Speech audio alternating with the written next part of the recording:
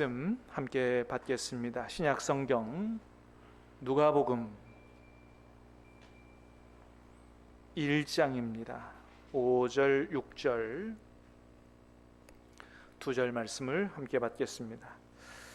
누가복음 1장 5절, 6절 두 절 말씀을 제가 받들어 읽겠습니다. 유대 왕 헤롯 때에 아비야 반열에 제사장 한 사람이 있었으니 이름은 사가랴요 그의 아내는 아론의 자손이니 이름은 엘리사벳이라. 이 두 사람이 하나님 앞에 의인이니 주의 모든 계명과 규례대로 흠이 없이 행하더라. 아멘. 자, 오늘은 우리 특별히 항존직 특강에 대해서 말씀을 듣겠는데요. 우리 김성원 장로님은 우리 같은 노회의 예린교회 섬기시는 시무 장로님이시고요. 또 교회 복음 신문을 발행해서 또 이렇게 일하시는 교회 복음 신문사 사장님이기도 하시고, 부산 기독 언론인 협회 전 회장이고 부산 기독교 직장 선교회 부회장으로 수고하시고, 특별히 이단 특강의 전문가십니다. 경성대 동서대 분해일 신학교 한국교회 350여 차례 그렇게 해서 이단 강의를 하셨고, 이단 신천지 교주 이만희 또 다락방 신학교 구원파 등으로부터 소송을 당했지만 승소하신 이런 특별한 이력도 가지고 계십니다. 사실 그 위에도 장로님 소개하는 프로필이 굉장히 많지만 시간상 다 생략을 하고, 오늘 주연과 조연이라는 제목으로 주시는 말씀 속에서 우리가 하나님의 음성을 들을 수 있게 되기를 우리 예수님 이름으로 축복합니다. 장로님 나오실 때 우리 큰 박수로 맞이하도록 하겠습니다.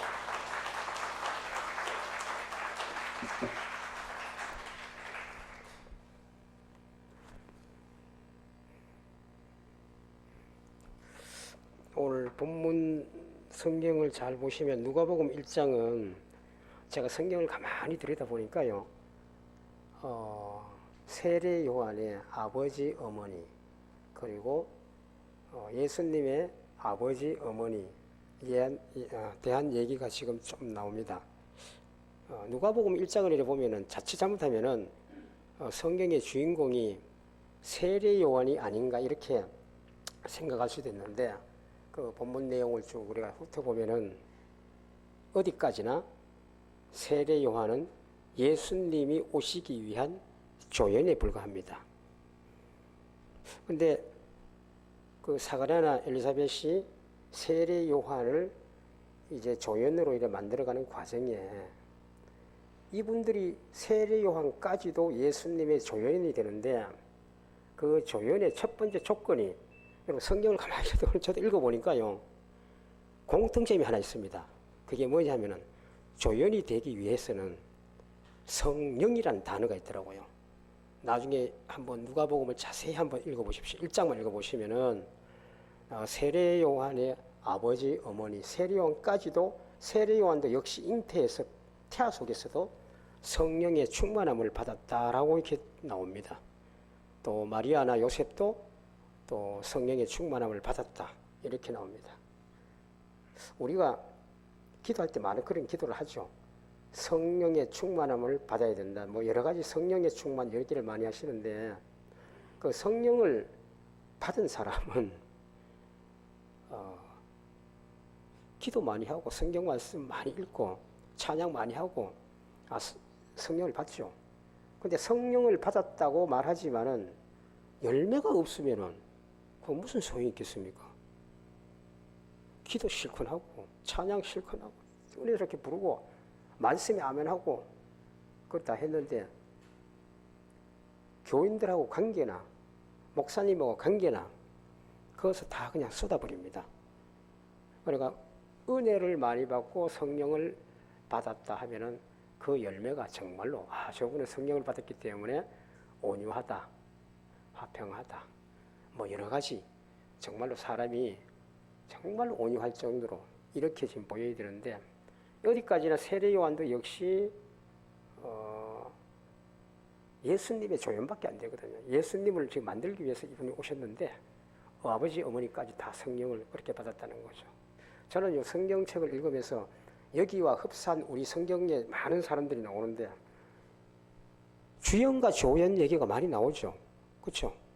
나오미와 룻, 또 이래 보면은 모르드게하고 에스더, 그 다음에 뭐 잘 아시는 아론하고 모세, 다 전부 다 조연, 주연, 주연, 조연 이렇게 나옵니다. 성경을 저도 읽을 때는 그냥 어떻게 지나가는데 어느 날인가 제가 한번 이렇게 강연을 한번 하고 난 다음에 저는 원래 이단 전문 강사입니다. 이단 신천지 교주 이만희가 하도 지금 날뛰니까 저희 기자들 데리고 잠입 취재를 들어가서 부산 지역 본부교회 신천지 본부교회 잠입 취재 들어가서 여러 가지 자료를 빼가지고 나와서 그걸 만천하에 공개를 하면서 여러분 뒤에 교회 오시다 보면은 입구에 보면은 뭐가 붙어 있습니까? 스티커가 신천지의 출입을 금합니다 해놨죠. 그거 누가 만들었어요? 모르죠. 그냥 붙여놨으니 그냥 붙여놨다 생각하시겠죠. 제가 2000년도, 2001년도, 2002년도 신천지 이만희하고 소송을 하면서 이 부분을 굉장히 강력하게 만일에 제 것이 없다 그러면은 신천지에서 2명, 3명이 신암교에 들어가서 예배를 드렸다. 그런데 이단인 신천지 교인 줄 알았어요. 성도님들도 알고 목사님도 알고 계세요. 그런데 그 아는 속에서 그분들을 나가라 하고 옷자락을 당겼다. 그분들이 예배를 방해한 게 아니고 그냥 와서 예배만 드렸는데 우리 성도님들이 기분 나쁘니까 신천지는 우리 지금 스티커를 안 붙였을 때 얘기하는 겁니다. 그리고는 혁대를 잡아가지고 끌어내버렸어요. 근데 그분들이 나가가지고는 예배를 못 들어간 교인들 끌어낸 사람들을 동영상 속에서 내가지고는 고소를 들어가니까 전부 다 벌금이 그냥 200만 원, 300만 원씩, 100만 원, 50만 원씩 교인들 다 떨어지는 겁니다. 그냥. 그래서 제가 변호사님한테 물어봤습니다. 이 일을 지혜롭게 넘기려고 하면 어떻게 했으면 좋겠습니까? 그래서 스티커를 만들고 주보에다가 이단 신천지의 출입을 금합니다. 이렇게 써붙여놓고 만약에 나가라고 했을 경우에는 그거는 괜찮다는 거예요. 그냥. 그 써붙인 이유가 있습니다. 그래서 신천지 교인이 경고를 하고 다 해놨는데도 불구하고 왔기 때문에 그럼에도 우리 집에 들어왔으니까 어째 보면 우리 집에 낯선 사람이 들어왔으니까 주거 침입되잖아요. 경고를 했잖아요. 그래서 그걸 다 붙이게 된 계기가 2002년, 2001년, 2003년 제가 소송하면서 이 부분을 갖다 많이 이렇게 표현했는데 제가 이것을 보면서요. 한국교회 교인들이 왜 이 다리에 그렇게 많이 넘어갈까? 그렇게 단속하는데도 이단들한테 신천지에 빠지고 박옥사한테 빠지고 안성호한테 빠지고 다락방에 빠지고 그 왜 그럴까?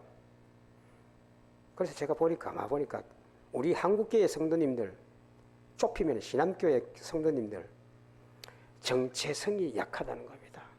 한국교회 성도님들이 정체성이 굉장히 약해요. 그냥 조금만 목사님하고 상처받고 뭐 내 마음이 좀 안 들면 그만 교회 옮길 생각하고 교인들하고 관계 조금 안 좋으면 그냥 교회를 뛰쳐나가 다른 교회 가려고 그러고 정체성이 뭐예요? 적어도 신암교회 성도님들은 교회를 향한 정체성이 뿌리가 있어야 된다는 거죠. 어떻든 간에 나는 이 교회의 뼈를 묻어야 되겠다. 이 생각을 갖고 있어야 된다는 거죠. 근데 그게 그냥 올 것 같습니까? 아니죠. 그래서 제가 제 나름대로 만들어 봤습니다. 정체성을 가지려면은 3가지를 갖다가 최고라고 한번 자랑해 봤으면 좋겠다. 내가 신암교회의 성도로서 신암교회 뼈를 묻고 정말로 그 뼈를 묻는 정체성을 가지고 가려면은 적어도 3가지의 최고라는 자랑을 한번 가지고 가야 되겠다. 첫 번째가 신암교회가 대한민국 한국교회에서 최고라는 이거 하나 갖고 있어야 됩니다. 그런데 왜 아멘 안 하십니까요? 정말로 신암교회가 제가 지금 다니고 있잖아요. 그죠? 신암교회 다니고 출석하고 있으면은 신암교회가 한국교회에서 최고라는 거예요. 이 정도의 지금 가슴 속에 품고 있어야 된다는 거죠. 자, 정체성을 확보하기 위해서 내가 뼈를 묻는다는 심정으로 신암교회 교회 성도로서 그 정체성을 빼놓은 가지려면은 신앙교회가 최고라 하는 것을 늘 생각해야 된다는 거죠. 잊어버리면 안 되죠. 두 번째가요, 옆에 계시는 성도가 최고라는 걸 생각이 됩니다. 다른 거 볼 거 없습니다. 그냥 내 옆에 계시는 성도님들이 정말 최고라고 한번 인사해 보세요. 한번 권사님, 집사님, 장로님 최고입니다. 당신 최고입니다. 한번 해보세요. 정말로 말로 아니고요, 가슴으로 최고라고 품어가는 그게 필요하잖아요. 자, 신앙교회가 최고고 옆에 계시는 권사님, 장로님, 집사님, 성도님들이 최고라고 하는 최고의 기본을 두 가지를 가져요. 자, 세 번째는 뭐냐면요, 우리 교회 목사님이 최고다. 권태일 목사님이 최고다. 제가 아멘 크게 나올 때까지 할까요? 우리 신앙교회 권태일 목사님이 최고다. 예, 적어도 정말로 가슴으로 최고라는 거 세 가지를 품어야 됩니다. 자랑스럽게. 뭐 저 가가지고 수영록에 큰 교회 가가지고 주눅들 필요도 하나도 없습니다. 오히려 여기서요, 식구가 많으면 사랑주의가 조금 많이 흩어지잖아요. 그죠? 그런데 교회가 조금 한눈에 들어올 정도로 이렇게 되면은 목사님의 사랑이 골고루가 되고 또 교인들끼리도 골고루 잘 알잖아요. 큰 교회 가가지고 뭐 기죽을 거 한 개도 없습니다. 그거 가서도 우리 신앙교회가 최고다 하는 거. 우리 신앙교회 권태일 목사님이 최고다. 우리 옆에 계시는 성도님이 최고다. 이거 세 가지만 갖고 계시면 제가 할 수 있는 오늘 항저지 특강 끝난 것 같아요. 이것만 갖고 계시면. 여러분 잘 아시는 세계적인 베스트셀러 존 비비어 목사가 출간한 책 여러 가지가 많습니다. 그 중에서 순종이라는 책이 있어요. 순종. 이 순종의 내용을 앞부분을 보면은 존 비비어 목사가 간증을 그렇게 해놨습니다. 저는 예린교회 시무장로로서 어떻게 하면 주의 종,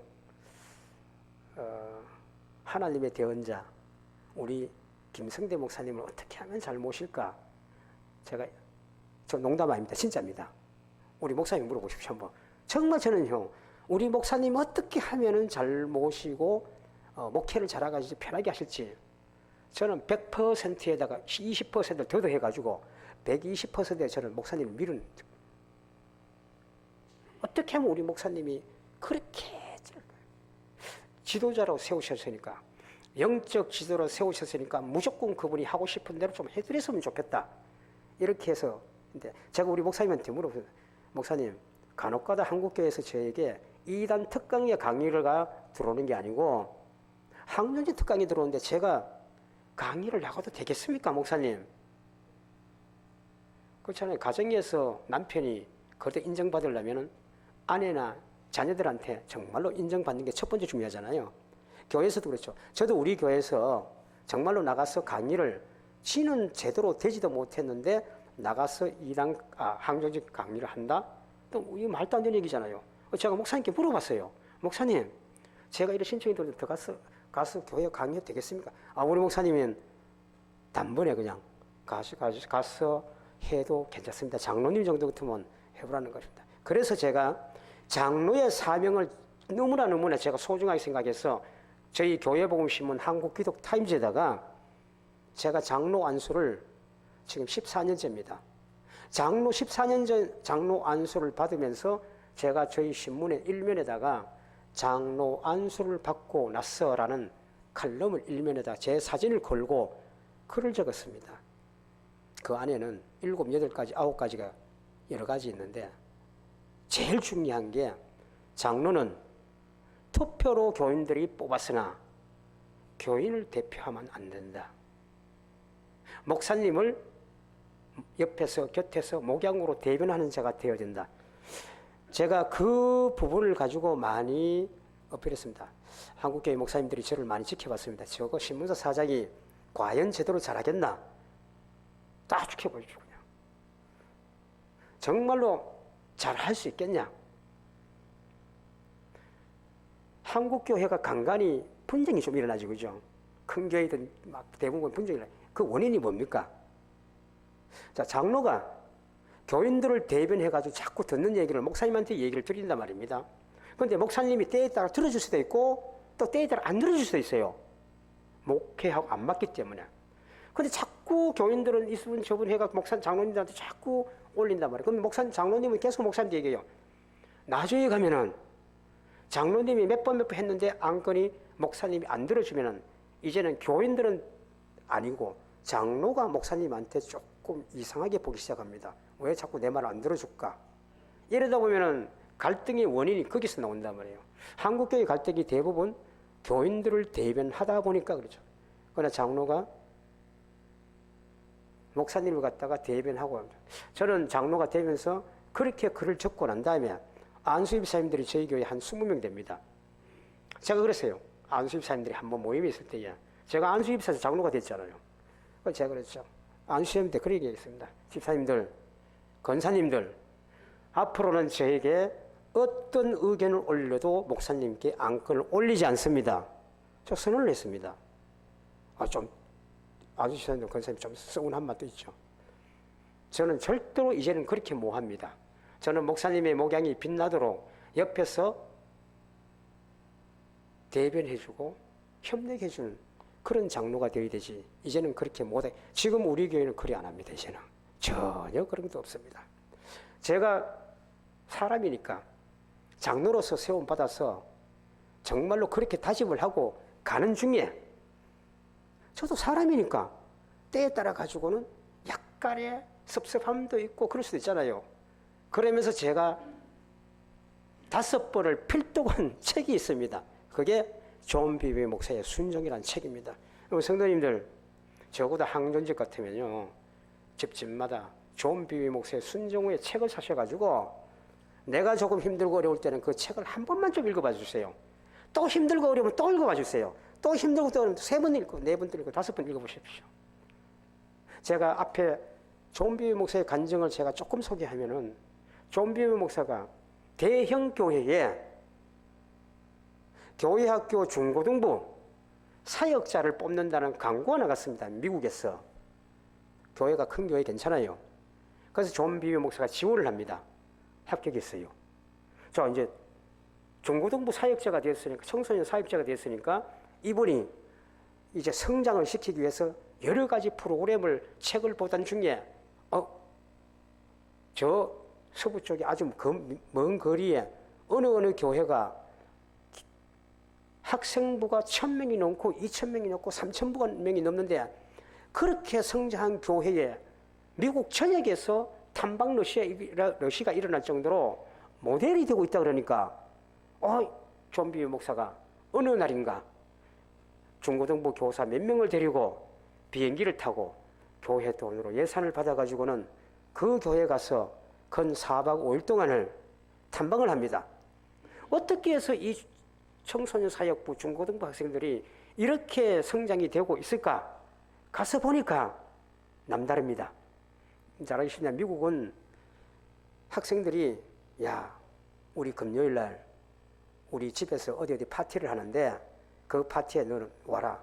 그러니까 일주일 동안 학생들이 나가가지고는 예배당에 오라는 거 교회로 오라는 게 아니고 집으로 초대를 한다면 파티가 있으니까 초대를 하는 거예요. 그냥 미국 문화는 그렇잖아요.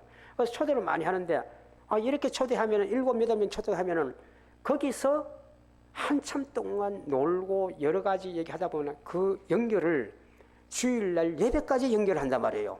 이렇게 시작해서 점점 불어난 게 2000명, 3000명까지 불어났단 말이에요. 거기서 존 비비 목사가 우리 중고등부 청소년 사역부에 대한 프로그램을 자신 있게 우리 교회도 적용을 했으면 좋겠다 싶어서 돌아왔습니다. 돌아와서 맨 먼저 12명, 24명 학생들 가운데 정말로 신앙적으로 먼저 훈련을 시켜야 되겠다 싶어서 6개월 동안, 8개월 동안을 지속적으로 훈련시킵니다. 교사 선생님들하고 우리 교회에 맡게끔 훈련을 열심히 시켜서 이제 조금만 있으면 몇 주만 견디면 끝나는 시점이 됩니다. 끝나면은 이 학생들 가운데 리더자를 세웠으니까 이 친구들하고 교사들하고 요땅 시작하면은 이제 우리 교회도 크게 성공할 것이다 생각하고 1, 2주밖에 안 남았습니다. 그런데요, 담임 목사님께서 전체 교역자 회의를 합니다. 전체 교역자 회의를 하는 중에 담임 목사님이 회의를 하는 중에 성령님께서 말씀하십니다. 지금 모든 프로그램을 중단하라 하십니다. 거기에 각 부서에 지금 교육자들이 참 많은데 성령님께서 말씀하십니다. 지금 하고 있는 모든 프로그램을 중단하라고 하십니다. 그러니까 많은 교육자들이 아무 소리도 못하고 있어요.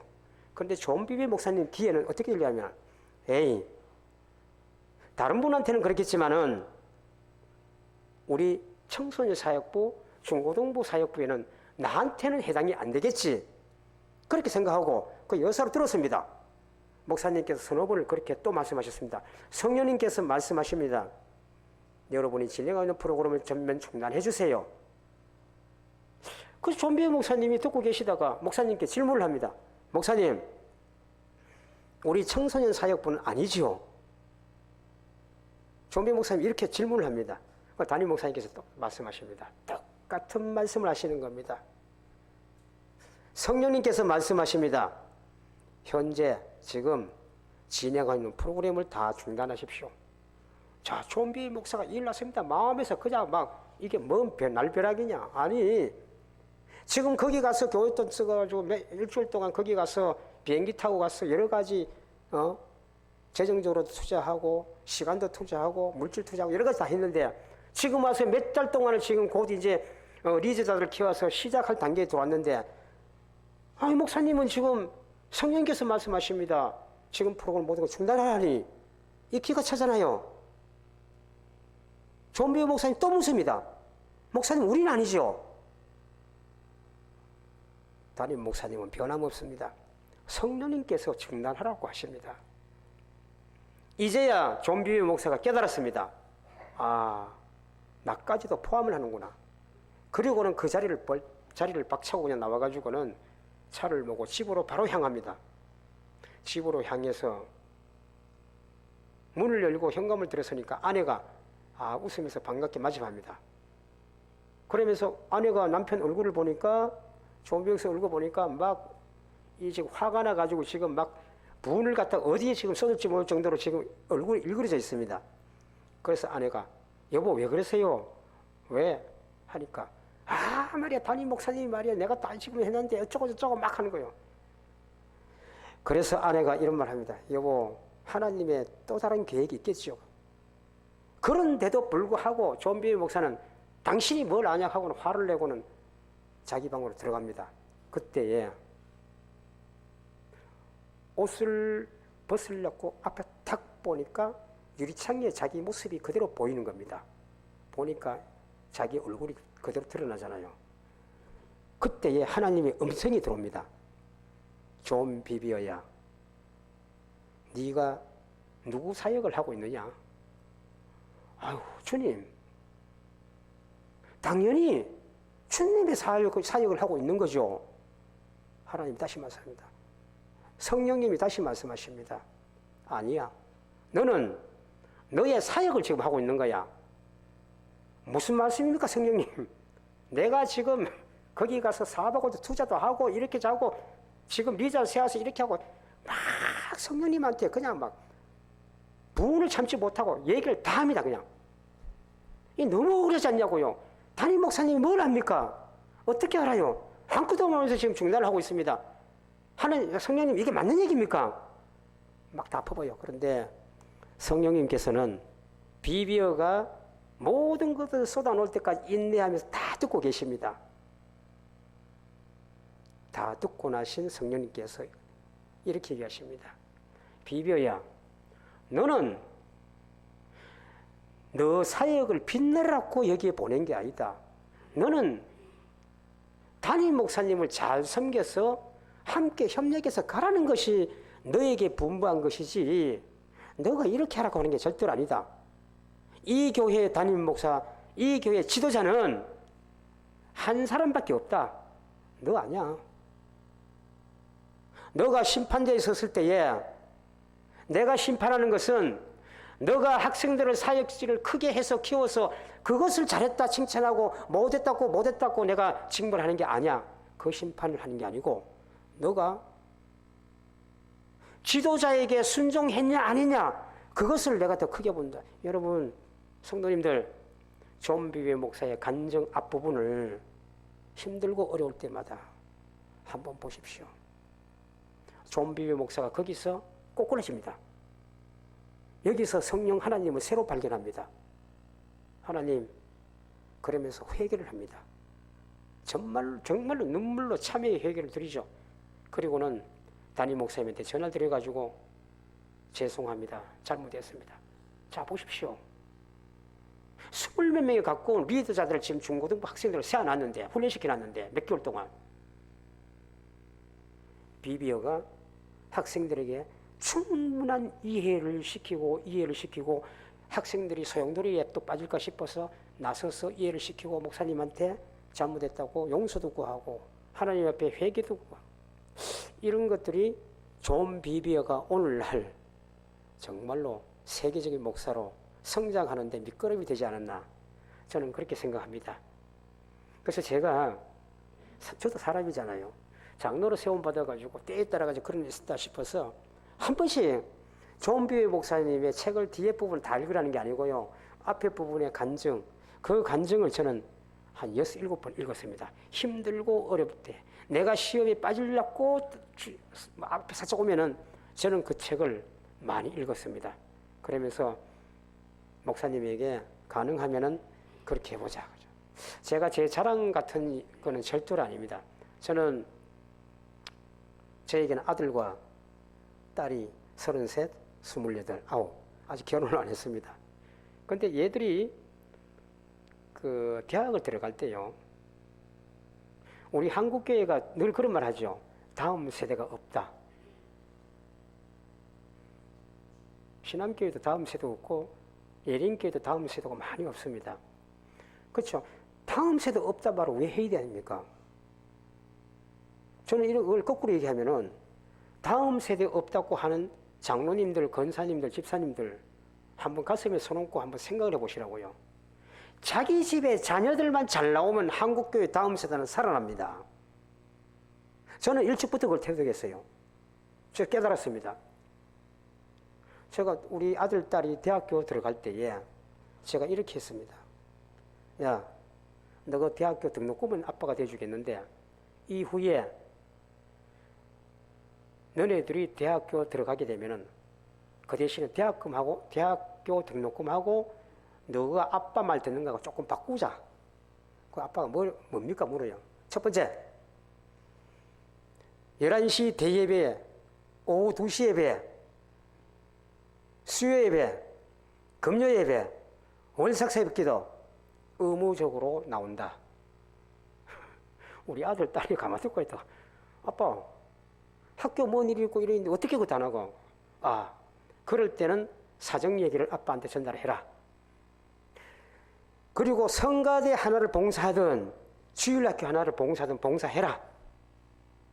우리 아들과 딸은 대학교 4년 내내 성가대를 서든 주일학교 교사를 하든 봉사를 했고요. 예배를 한 번도 안 맞았습니다. 특별한 거 외에. 월삭 새벽기도도 한 번 간다 아빠 그러면 자리를 박차고 그대로 일어났습니다. 나머지는 전애들이 어떻게 하든 말든 제가 가녀라 거의 안 했습니다. 그런데 이것만 왜 그렇습니까? 여러분 제가 한번 질문해 볼까요? 목사님이 권태일 목사님, 담임 목사님께서, 위 목사님께서 우리 신앙교회 교인들을 어떻게 할 때가 가장 사랑스럽고 이쁘고 좋을까요? 목사님도 아마 그렇게 생각하실까 생각합니다. 성도님들이 어떻게 하니까 목사님이 가장 이쁘고 사랑스러울까 그렇게 생각했어요. 정말로 존경하는 성도님이다 이렇게 할 뻔해요. 그렇게 칭송받기 위해서 우리 성도님들이 어떻게 해야 될까요? 첫 번째가 뭐겠어요? 뭐 헌금만 하는 거? 아니면 뭐 노래 잘하는 거, 아니면 뭐 잘하는 거 있죠. 공예배에 자기 자리 안 빠지고 지키는 사람. 저는 그렇게 봅니다. 목사님들도 다 그렇게. 공예배 시간에 지금까지 말하는 월삭 새벽 기도까지 자기 자리 잃지 않고 지키는 사람. 그 목사님이 얼마나 그 대견스럽게 생각했어요. 바쁘고 힘들고 어렵고 그런 가운데도 눈이 오나 비가 오나 폭풍이 치나 그 자리에 와서 예배 드리고 아멘하고 기도하고 찬양하고 하는데 얼마나 목사님 입장에서는 감사하겠어요. 고맙겠냐고요. 공예배가 기본이 되어야 된다는 거죠. 그냥. 제가 왜 우리 아들, 딸한테다가 공예배의 기본을 갖다 그리 지켰냐. 한 번은 제가 목욕탕을 갔습니다. 같이 아들하고. 아들, 저희 아들 덩치가요. 거의 한 90몇 킬로 나가는데 어마어마합니다. 예, 아들, 아빠가 강제로 자꾸 나가자 하니까 실체. 아니에요, 아빠. 괜찮습니다. 제가 그리 하는 이유를 우리 아들한테 설명을 했습니다. 아들, 너가 만일에 지금은 아빠가 무서워가지고 아빠가 힘이 있으니까 가자 하니까 나가지만은 나중에 아빠가 나이가 들어가지고 힘이 없고 병이 들어가지고 별로 힘이 없으면 그때 가서 아들아, 신영아, 딸아, 수예배 나가라, 오예배 나가라, 저녁예배 나가라. 너 나가겠어? 안 나가. 아빠는 너네들의 훈련을 갖다가 반복적으로 학습시키기 위해서 아빠가 한 거야. 힘들어도 따라와. 우리 아들이요. 그렇게 해서 4년 지금 직장도 좋은 데 갔습니다. 하나님께서 그래 주셔가지고. 그런데 직장 가가지고도 제가 거제도에 조선소 들어갔는데 제가 못 믿어 또요. 또 못 믿어가. 야, 주일날 11시 예배 들어간 사진 찍어보내. 주보 찍어보내. 저도 잊어버려야 되는데요. 그러니까 아들은 또 충실하게 또 사진 찍어가지고 교회 바깥에 사진 찍고 또 주보 사진 찍어가지고 저한테 카톡으로 보내고 다 합니다. 예, 지금은 이제 익숙해져가지고 뭐 제가 이제는 간섭 안 해도 이제 본인이 다 알아서 하지만은 그러다가요 하루는 우리 아들이 봉고차를 모고 교인들을 태우고 이래 어디를 가는데 그 권사님 가운데 한 분이 이런 말씀하십니다. 아, 우리 자녀는 찬양만 인도하고는 집에 가버리고 예배 안 드리고 아이고 참 고민입니다. 여러 가지 얘기를 해요. 그러니까 우리 아들이 운전을 하다가 이렇게 얘기합니다. 권사님, 나 사실은요 아버지 무서워가지고 예배는 다 안 빠지고 지금까지 나갔는데 지금 생각해 보니까 진짜 교회는 예배를 안 빠지고 예배를 잘 드리는 게 진짜 교인 같습니다. 제가요 거기서요 우리 아들이 그 말 하는 바람에 한마디 하는 바람에 제가 감동을 받았습니다. 야, 지금까지 제가 헛수고 한 게 아니구나. 여러분 다음 세대에 없다 하지 마시고 그리고 제가 또 부탁드릴게요.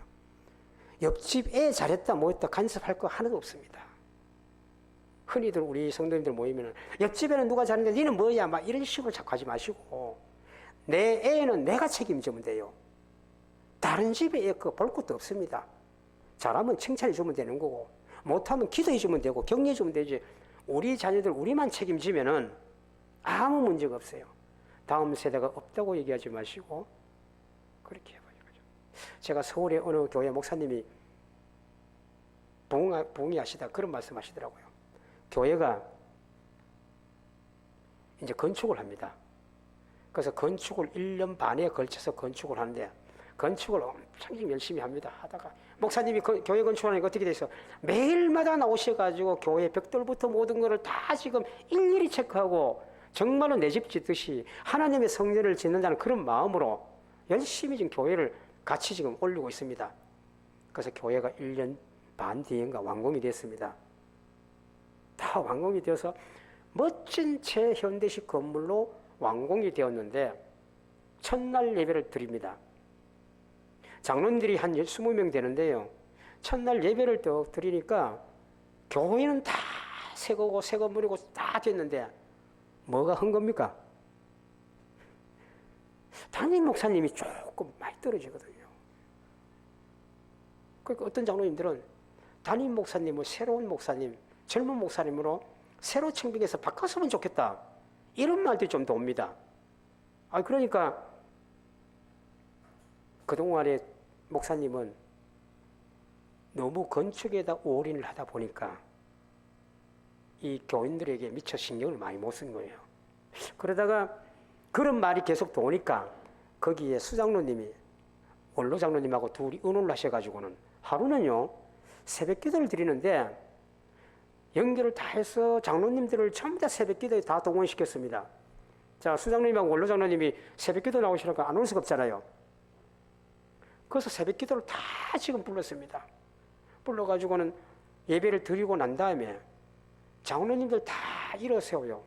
그리고는 앞에 나와가 강대상에 올라가가지고 목사님 앞에서 고개를 숙이고 꿇앉아가지고는 안수기도를 받습니다. 목사님이 안수기도를 쭉 이렇게 하다가 보니까 그냥 짧게 하고 그냥 한 하루 이틀 3일 정도 계속 그렇게 넘어갔어요. 그런데 어느 정도 지나고 보니까 목사님 스스로가 내가 건축을 하다 보니까 내가 영성이 많이 떨어졌다는 느낌이 든 거예요. 그때 목사님이 기도원에 올라갑니다. 기도원에 올라가서 그때부터 다시 기도를 하고 말씀을 준비하고 쏟았죠. 나날이 갈수록 안수기도는 계속 받으려고 그러고 나는 조금 부족한 것 같기도 하고 그래서 안수기도를 하면서 새벽기도를 계속 다닌 겁니다. 기도원을 계속 다닌 겁니다. 나중에는요 목사님의 영성이 얼마나 충만하고 좋으신지 장로님들이 새벽마다 안수기도 하는 게 버릇이 되어서 은혜의 바다로 빠집니다. 지금 갑니다. 그냥 이 교회가요 그렇게 해서 새롭게 출발해서 교회가 2,500명 된 교회가 지금 15,000명이 됐습니다. 어마어마하게 성장했는데 제가 지금 오늘 본문의 말씀처럼 주연과 조연이라는 단어를 갖다가 했는데 우리는 어디까지나 조연이지 않습니까? 성경에 지금 많은 인물들이 지금 여기에 나와 있는데 사실 전부 다 보면은 주연과 조연의 관계예요. 제일 역할 중요한 게 조연이죠. 그런데 조연을 보면은 대부분 보면은 하나님의 사람이고 성령이 충만한 사람들이에요. 그래서 그 성령 충만하면 어디서 나오느냐? 공예배 참석을 잘해야 되고요. 정말로 잘해요. 예배 참석을 잘해야 된단 말이죠. 그러면서 우리가 흔히 말하자는 말씀에 사모하고 기도하고 찬양을 많이 함으로써 성령 충만을 받아서 예배 출석 잘하고 성령 충만을 많이 받아서 그리고 우리 마음속에 순종하는 마음이 생기게 가져야 된다는 거죠. 우리가 잘 단어는 잘 알잖아. 순종한다, 섬긴다, 잘 알죠 그냥. 근데 그 마음이 안 나온다면 잘 시험이 되고 잘 안 될 때 있잖아요. 그럴 때마다 뭐 해야 되니까 성령을 받아야 된단 말이죠. 요즘 오늘 핵심 자체 이분들도 다 성령 충만을 받은 사람들이거든요. 성령이 없으면은 조연이라는 단어를 얻을 수가 없어요. 성령을 받았으면 어떻게 돼요? 행위가 좀 나타나야 되잖아요. 9가지 열매, 2가지 열매든 3가지 열매든 열매 중요한 게 좀 나와야 되는데 그렇지 못하면 안 된다는 거죠. 우리가 장로로부터 항존직은 장로로 받았으면 영원히, 건사로 받았으면 영원히, 안수사로 받았으면 영원히. 서리 집사는 1년인가 2년마다 새로 목사님이 임명을 또 하잖아요. 이렇게. 그런데 영원히 항존직으로 우리가 부름을 받았다면은 정말로 예배의 삶에 대한 이게 조금 되지 않을까 저는 그렇게 생각하고 있습니다. 저는 칼럼을 쓰면서 그랬습니다. 장로는 교인의 대표가 아니라 목사님을 대변해주고 목사님을 협력해야 된다. 저희 김성대 목사님이 저희 담임 목사님인데요. 12월 31일부로 14년 동안의 담임 목사직을 마치시고 은퇴를 했습니다. 그런데 오늘 제가 목양실에 가서 목사님한테 원로 목사님 얘기를 잠깐 듣고 목사님하고 관계를 잠깐 들으니까 제가 갑자기 눈물이 고생해지더라고요. 그 이유는 우리 김성대 목사님, 담임 목사님 생각이 나가지고 여러분 14년도 금방 갑니다. 정말 짧게 갑니다. 후회가 제가 14년 동안 잘못했다고 생각해도 지나고 나니까 후회가 엄청 많이 되더라고요. 제가 조금 더 잘생기고 더 잘했으면 좋았을 텐데 이런 마음이 참 들어요. 그래서 저는 김성대 목사님을 존경하고 사랑하는 마음이 아직까지 내 마음이 너무 많이 남아있으니까 오늘 목사님하고 또 원로 목사님하고 관계를 좀 얘기 살짝 하시는데 제가 또 감동을 받으면서 우리 목사님 생각하니까 제가 눈물이 건성합니다. 아무튼 우리 성도님들 다른 거 없습니다. 신앙교회를 향하는 정체성, 어떤 일이 있어도 교회를 떠나지 않고 뼈를 묻겠다는 거. 이단 신천지가 들어오든 다락방이 들어오든 안상홍이 들어오든 누가 들어오든 그게 중요한 거잖아요. 내 정체성만 한국교회가 다 그래요. 내 정체성만 교회에 향하는 게 뿌리가 박혀있다 그러면은 이단들이 누가 들어와 꼬대기들을 할지라도 넘어가지 않잖아요. 근데 교회를 향한 정체성이 결여되니까 이단들은 넘어간단 말입니다. 그래서 우리는 정말로 항존직이라 그러면 교회를 향한 정체성 세 가지가 최고라는 것을 가슴에 품고 살았으면 좋겠습니다. 기도드리겠습니다. 좋으신 하나님 감사합니다. 하나님의 뜻과 섭리 가운데 이곳에 신앙교회를 세워주시오. 지금까지 지역의 빛과 소금의 역할을 잘 감당해 주시니 감사합니다. 하나님의 뜻과 섭리가 또 2023년 새해에는 더욱더 지역을 위해 잘 생기는 그런 아름다운 교회가 될 줄 믿사오니 성령 하나님께서 우리 항존직들 위해 사명함을 넉넉하게 부어주시옵소서. 목사님을 비롯하여 우리 모든 성도님들이 교회를 잘 섬기고 특별히 우리 항존직 우리 성도님들은 목사님을 잘 섬기고 교회가 최고라 생각하고 옆에 교인들이 최고라는 그 마음 정체성을 잃어버리지 않고 신앙교회 뼈를 묻는 마음으로 확고하게 신앙생활을 잘 감당할 수 있도록 인도해 주시옵소서. 예수님 이름으로 감사 기도 올려옵나이다. 아멘.